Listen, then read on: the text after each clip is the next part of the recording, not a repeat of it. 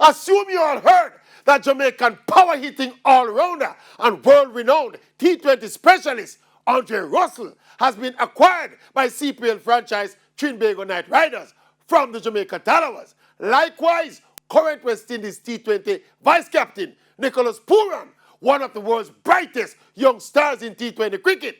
Pooran has also been acquired by the Knight Riders from the Guyana Amazon Warriors. It's a joke.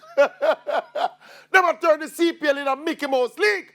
How can it make sense for the competitiveness and the integrity of a franchise-based league for one team to be so much stronger than the rest and is still getting stronger at the expense of the weaker teams in the same league? What kind of fool league that?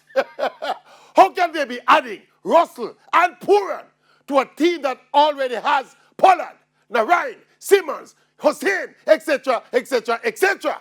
No bother with the foolishness, you know. But ball round and anybody can win and blah, blah, blah.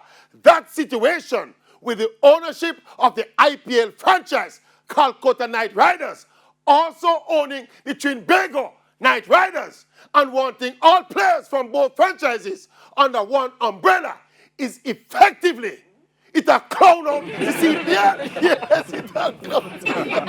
Them a clown on the CPL. Yeah, clown, them a clown on.